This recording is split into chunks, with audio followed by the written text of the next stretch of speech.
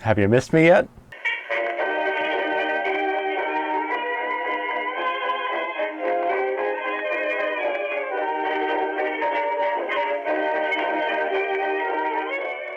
Welcome to another episode of Rapidly Aging Tech. Today we're going to be talking about this Dell and Inspiron, or Inspiron, depending on which method of thought you use on determining the pronunciation. This belongs to, that'd be a cousin. Yes, not second cousin, it'd be cousin of mine. The story behind this guy is more or less they've had it, and then about 4 years ago, they ended up moving, and it was also having some issues, so it kind of got locked away. And now that they're in a new place and they've been settled in for a while, they want to get it back up and running again. It's been so long that she couldn't remember what the issue was exactly. Whether it was either couldn't turn it off, or it was turning off by itself. I'm thinking part of that might be, this does run Windows Vista. Windows Vista did this goofy thing where by default the power button on the start menu would default to sleep, so it didn't actually shut the computer off. I don't know if it's referring to that, but there is a bit of spoiler alert. This thing does run, and I had it on multiple days trying to pull updates and trying to clean up the original installation on this machine, and it never shut off by itself, and when I went to tell it to shut off, it did. So I'm not sure what exactly the issue is. Maybe it's one of those, the jot effect, just one of those things that fixed itself. But we're going to do a brief overview, and we're going to crack open into this guy, because what I love about this era of Dell is you can upgrade them pretty cheaply, and they're still just fine machines for working, using at home. For just Joe Schmo who wants to dink around on the internet, or do emails or any sort of just basic stuff, they're fine.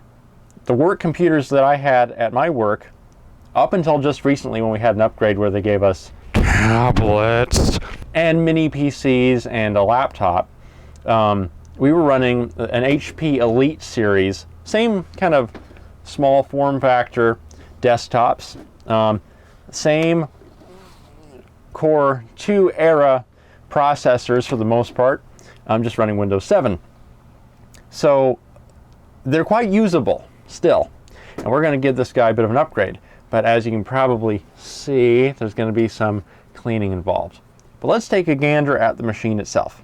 All right, breaking with tradition, I'm starting at the back just because I always forget the model number. This is the Inspiron, or Inspiron, 537S. I think the S is for the form factor, because there's also a 537 non-S, which appears to be a full-size desktop.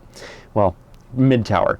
I do like these lay flat designs. They are in line with the original desktop computer. Of course, these are smaller form factor than an old IBM or whatnot. But I do like lay flats, even though I grew up with mid-towers. We have just standard basic VGA out, which VGA is capable of pretty high resolution, so as far as was there a need to necessarily upgrade, I'm not sure about the specifications, like how hard is it to get an analog signal up to its maximum theoretical resolution. But I don't think we're there yet. I think it's beyond 4K, so still a useful connector. We have 4 USB. This is lower than Dell's traditional 6, but this is a smaller form factor.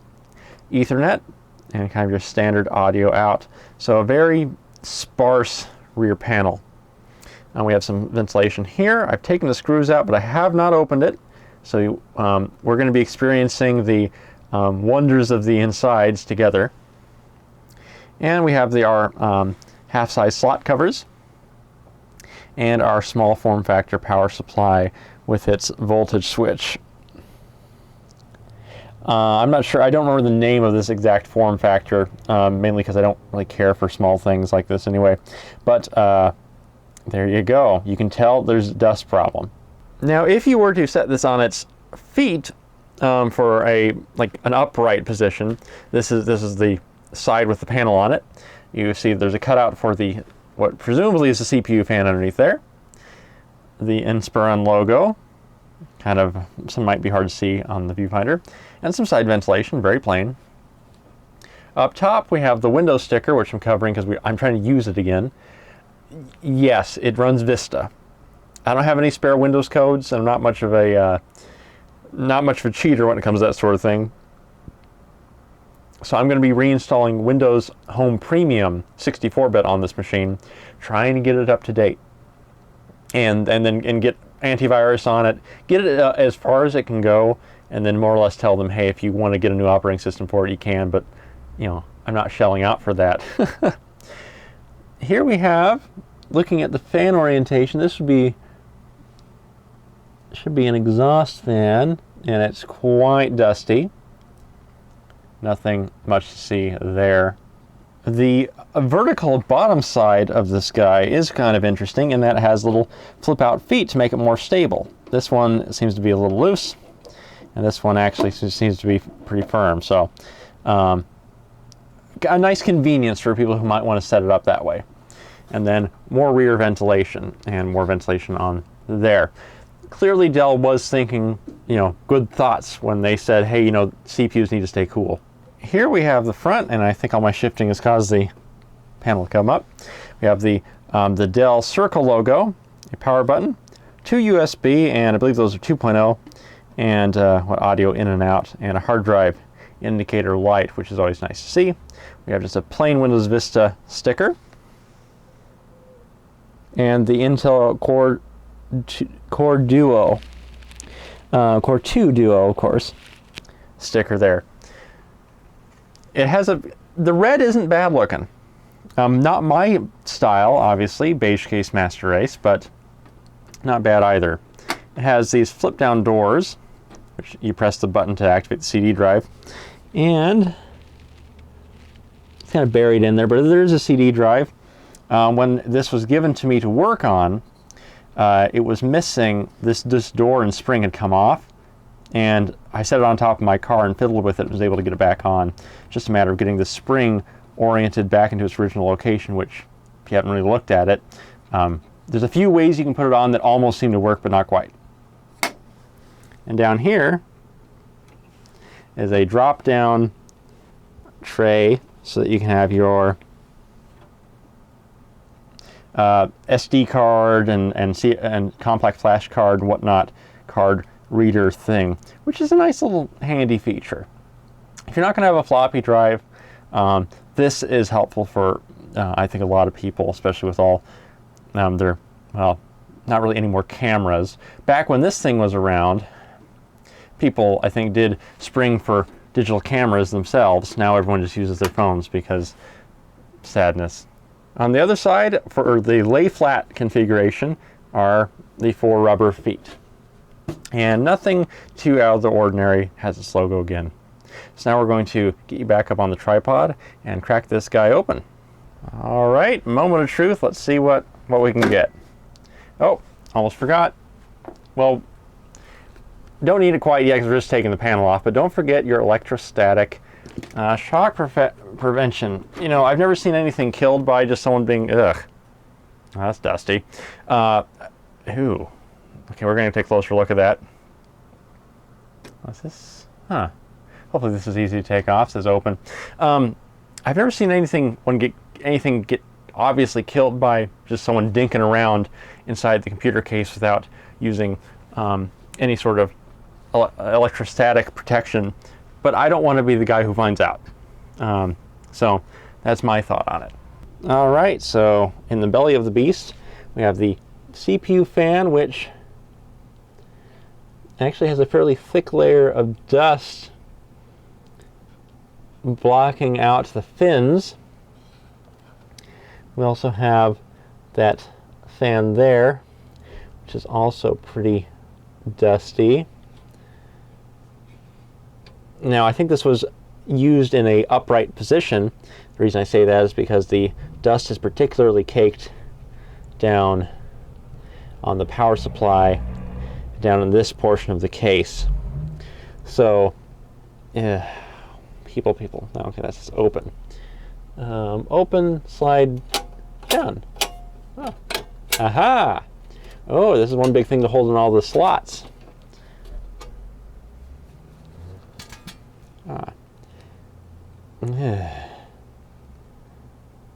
This is Dead and Filthy Dell Part 2. which may be the name when this gets uploaded. But that poor power supply. I wouldn't be surprised if this was having some problems shutting off, probably due to overheating. Didn't do it when I was working on it, when I had it running, but I wasn't really putting it under too much of a load, other than the load that Vista takes when it's trying to get loaded in, which, you know, I don't know what it is about Vista. That thing, even on a solid computer, even if it's not sluggish all the time, there's weird moments where it has this sluggish behavior. People have defended Vista saying it's not that bad, fully updated, which, you know, I think is mostly correct, but there are still moments. Okay, so first things first is we're going to have to clear this out.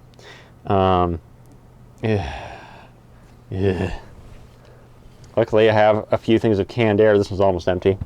And we also have my Filter Queen Defender air purifier, which I'm going to be turning up on high for this next part. And no, I did not pay full price from a door-to-door salesman for that one. I did find that one used. Although I do have a soft spot for the door-to-door vacuum companies because, well, it's a very old-fashioned way of selling things, and because of the nature of their sales and their prices, they have to sell a really solid product, or else they collapse badly. And even some of the ones that did sell great products collapse. So there you go. So lots of dusting to do. Kind of want to take a vacuum to this too. Probably should blow it out outside. All right, here we go. Well, as you can tell, the air purifier is going. So let's see how much of a dust cloud we get. I will be vacuuming after this, as you can imagine. Ugh.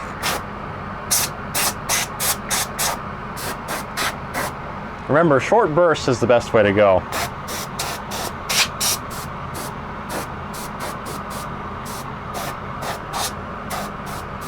Anyway, I'm going to keep blowing this thing out, and we'll get back to you when I'm done. Well, that certainly left a mess. That will be vacuumed up, of course. So now we're going to see there's little plastic tabs here, and one up here. We're going to have this front come off a bit, because I can tell that it has dust in there too. Let's try to, oh, and this middle one, and upper one, there we go. Get off nice and easy. You know what? Not as bad as I thought it was going to be. I mean, there's still some stuff in there, but we'll just...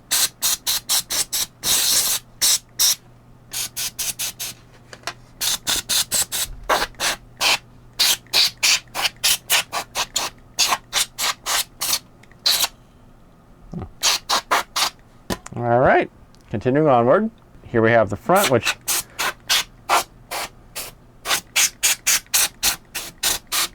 not too bad, all things considered. And with my strap on, you'll see that there is a screw here for this extra fan. So we're going to undo that and see if we can clean the fan out a little bit.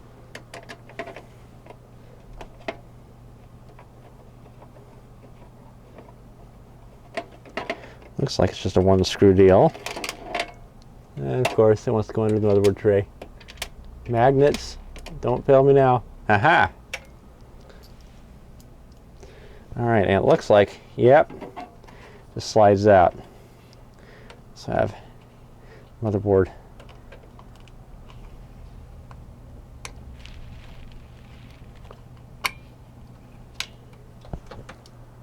Fan header. So I'll give this guy a clean, put him back. Then we're going to switch out the hard drive and switch out the CPU. Now the hard drive is a Western Digital Caviar Blue. It's a SATA drive, and I can't remember whether these were SATA 1 or SATA 2, but this one is the 640 gigabyte version. Nothing too special about these guys. 16 megabytes of cache on them, which is pretty small by today's standards, but that was, at one point, that was very standard, that you saw that on everything. So we're going to unplug this guy and switch him out for something different. So first of all, make sure we get our electrostatic strap back on. I want to start unplugging things. We have a SATA connector, and it's not too tight in there, so I can manage it. And power connector.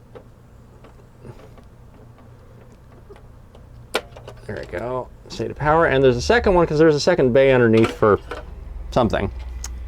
And that vent down there is just for, I think, cooling of the hard drive, which is fine by me. So how do we get this thing out? There's a blue thing there. If I push that, can I pull it out? Can I even do this one-handed? Yes, you can. All right. Oh, whoa.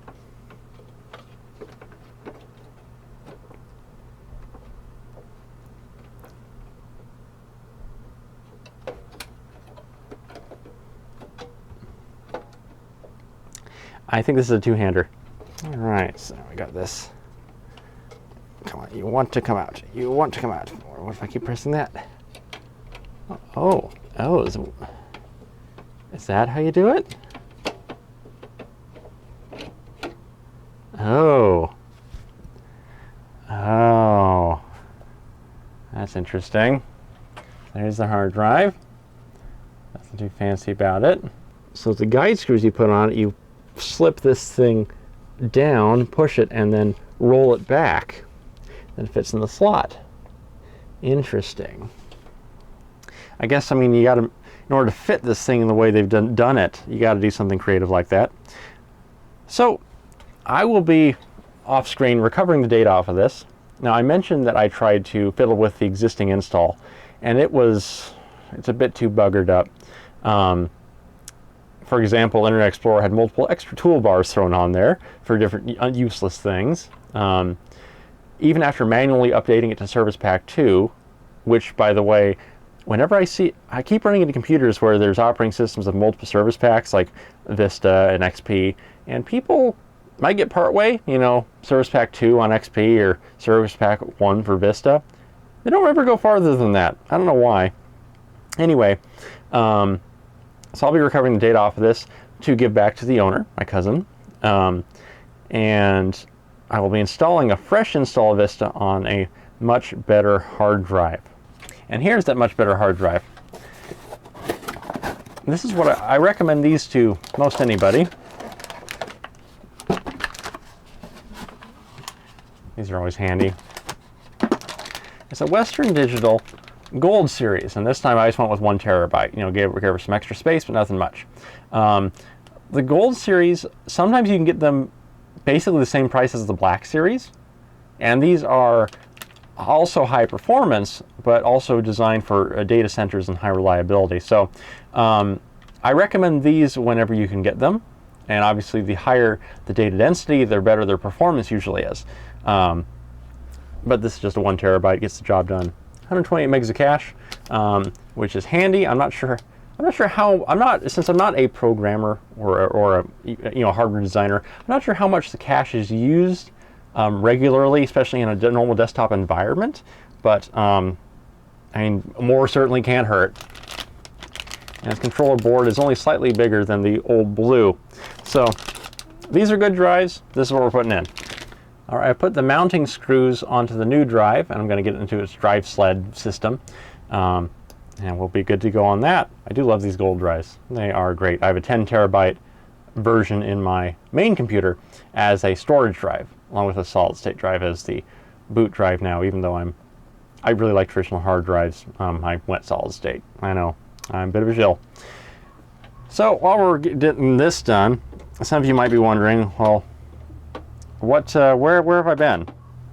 And the answer to that is well, not really anywhere.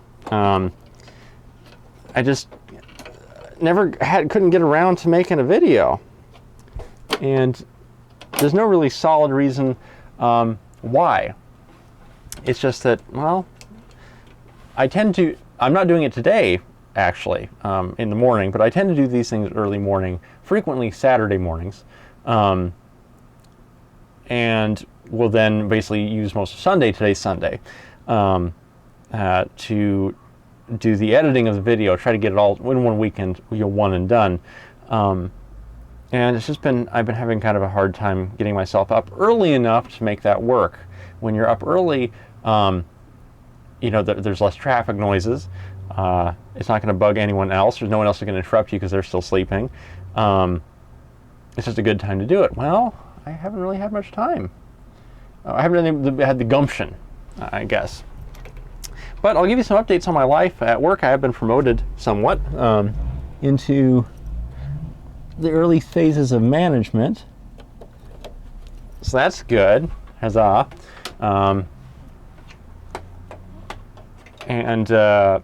That's going all right. I've actually, when I started this channel, I think I'd already entered into the world of online datery, which I can't stand in general.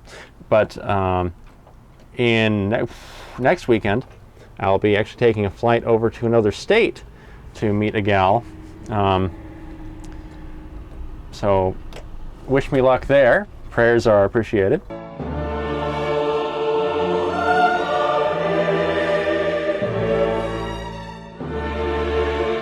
No big family crisis or anything that happened. My sister's gotten married. My grandma has been in kind of a nursing home rehabilitation facility. We're trying to get her back home, but she had a blood clot issue or whatnot. She really hates it there. She wants to get out, and I don't blame her. She wants to be in her own home.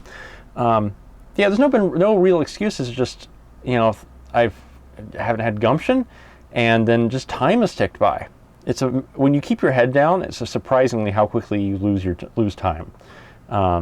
So cherish every moment that you get.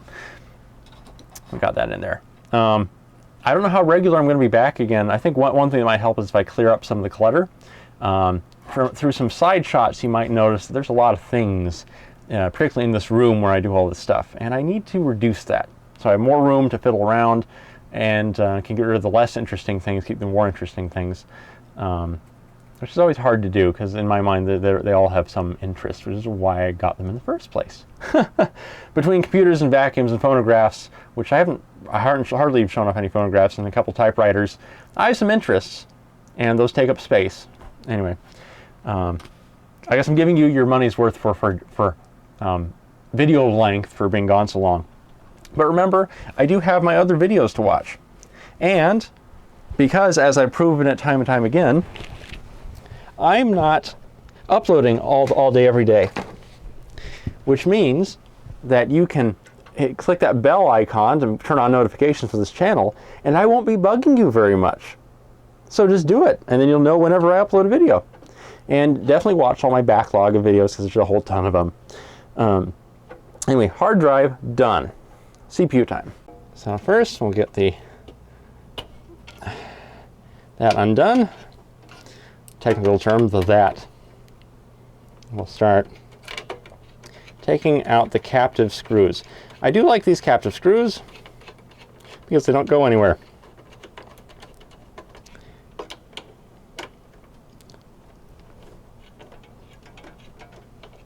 And generally these Dell heatsinks from this era, they're not too bad. If you gave them a copper core, they'd probably be pretty excellent.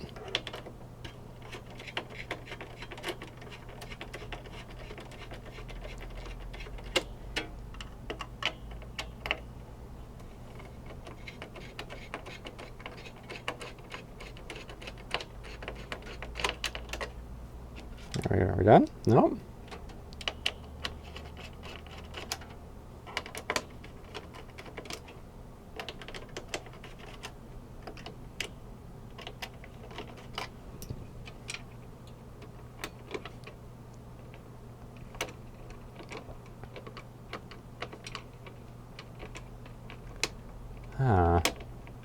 Something feels like it's latching on, but not in the same way that a CPU does. Yep, it's this guy. There we go.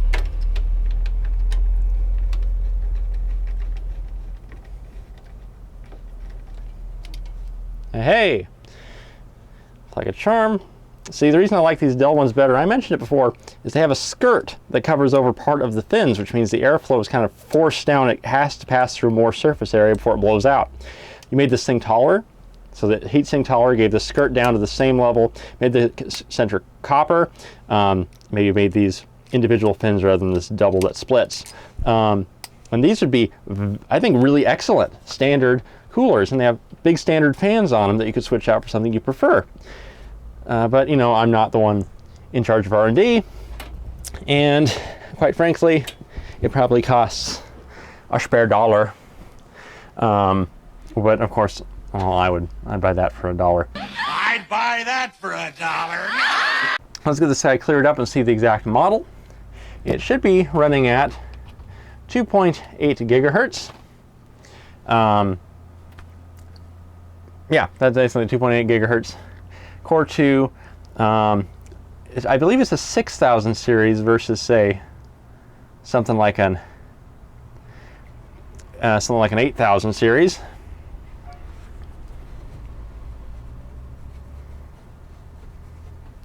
This is going to make it dirtier, isn't it? Oh no, it's starting to become visible. Anyway, for those of you who have stuck around my channel, you know, A, thank you for being, you know, the true fans, and B, I'm sorry for the delays. You know, things happen. But I mean, hey, going to Colorado to meet a gal. Hopefully it will go well.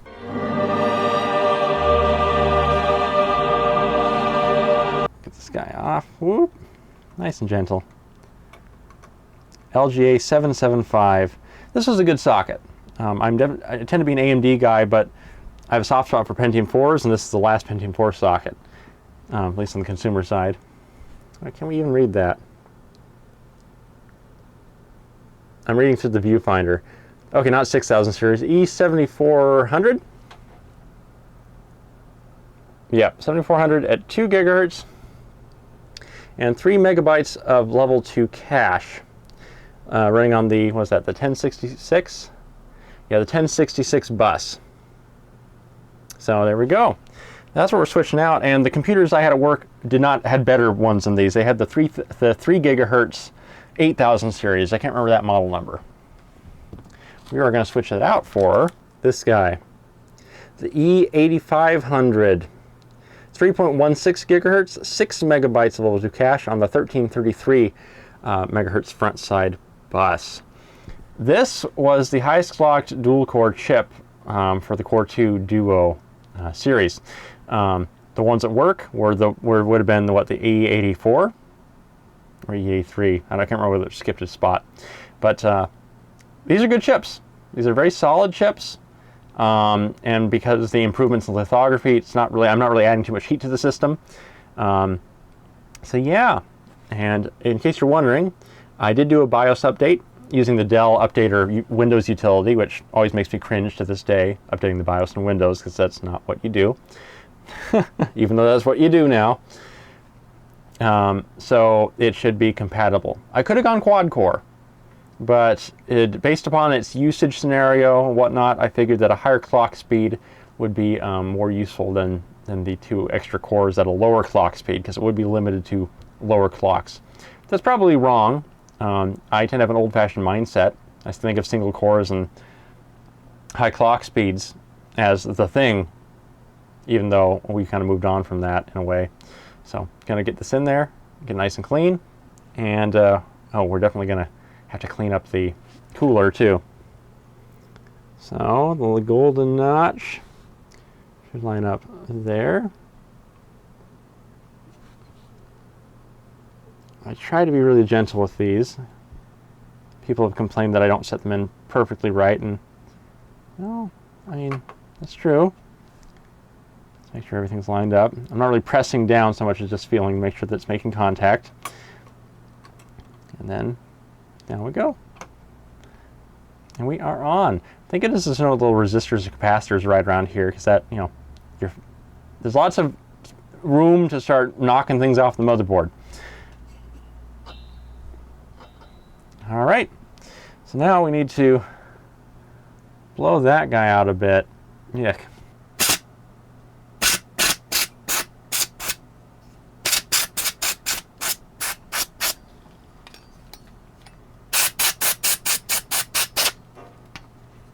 Is this disgusting? Yes. Yes, it is. But I also have high-performance vacuums. So this room is going to be nice and clean, just like it was before.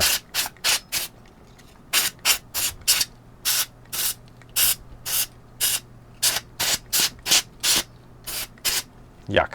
All right, so I've used my Arctic Silver kit to clear off any remaining residue on the CPU and the cooler, which did reveal this interesting pattern on there. Isn't that pretty? I'm not sure whether that's because this is fused together of multiple pieces or what, but it does look kind of nice. Almost worthy of putting on display, you could say. Cut this down a bit, mount it in something, just the outer edges, maybe square it off to then mount. I don't know, it looks nice. I'm not really artsy-fartsy, but it catches my eye. So that looks much better now, doesn't it? Not perfect, but you know, it gets the job done. And I've got the sniffles now on account of all the dust in there. When the camera's off, I'm turning my purifier back up on a high, so I survive. Now what I have discovered with these is that they are pretty rough hewn on the bottom. That's not a smooth surface, so maybe having a little extra thermal paste isn't too much of a problem. So once again, we'll use the tried and true dot method, which I recommend. And that is probably plenty. Probably too much. Oh well. As one of the episodes on Linus Tech Tips of the workshop, when they tried to fiddle around with different thermal paste versions, arrangements, they found that it didn't really seem to make much of a difference. But the dot makes the most sense, and therefore I support it. So let's hook this up somewhere else. We'll lower this down using guide holes when possible. This is uneven. Oh, yep.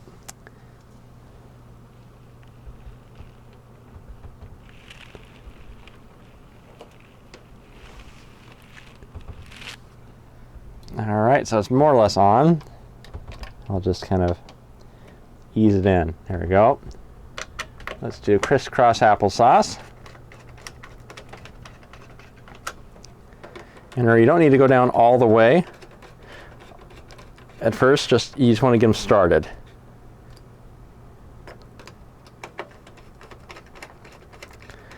And you want pressure to be divvied out evenly so that the thermal paste, in whatever format you've done it, spreads evenly.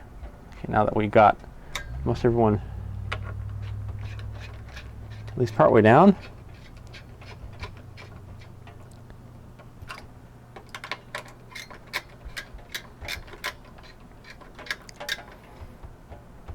There we go. Now another upgrade I might suggest for this machine is to, depending on your home situation, is getting a wireless card here. I'm not a big desktop wireless guy, but I know a lot of people get wireless units and then they don't really have Ethernet ports anywhere near their machine or cables or anything. So that might make it easier on these folks to use. And I think I might have one. So I might slap one of those guys in here too. Because I got a bunch from Goodwill that were fairly cheap, and they were half height, this low form factor PCI card stuff. So why not? I'm not going to use them, and it's going to be hard to find a full height card bracket for some old Wi-Fi card, especially if it's PCI. So yeah, we'll do what we need to do. But new CPU in. We're going to plug this back in. We're going to put this cooling fan back in after I wipe it down a little more. Looks a lot better. And then we'll play the Install Vista game. I might make that a part 2. But we'll see, we'll see. Okay, let's get that back in. We don't want the new CPU to burn out or something goofy.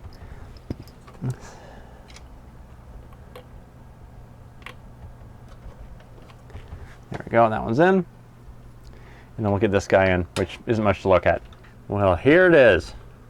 I found it. Actually, I got like 4 of these, 2 with small form factor, 2 with standard. And this one has the Goodwill sticker still on it. $2.99, which is, you know, considering that I just went in and grabbed it, not a bad deal. Here's what it looks like without the sticker, because this one doesn't have it there. The AirPlus Extreme G, TWL G5200, version B and 4.1. So B3 4.1. So this should hopefully, it's not necessarily going to be the best, but I mean, who really has the Wi-Fi capability and broadband speeds to make use of the higher standards? Not really in this house, I know. But maybe they do, but this will be better than nothing. So this is an act of charity.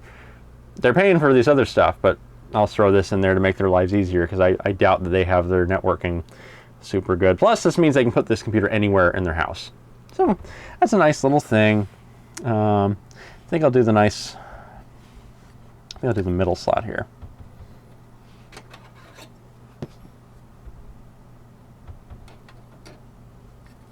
Oh, don't forget to take off the antenna. All right. Oh, I'm breaking my own rule, aren't I? Oh well, I forget sometimes too.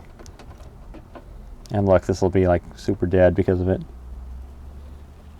There we go. There we go. There we go. Nice good spot. Got at least some breathing room for the fan for the PSU, which is right here. So we don't want to ride up against it. And I can't put it up here because that's PCI Express. This is a good spot. There we go.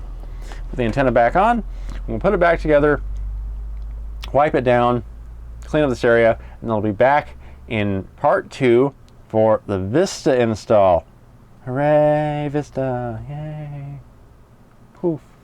All right, so this, I believe,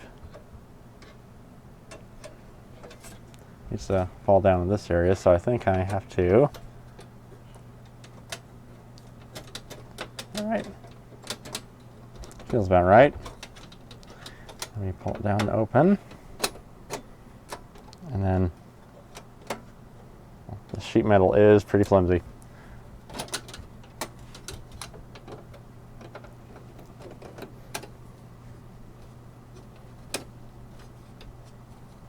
There, all in.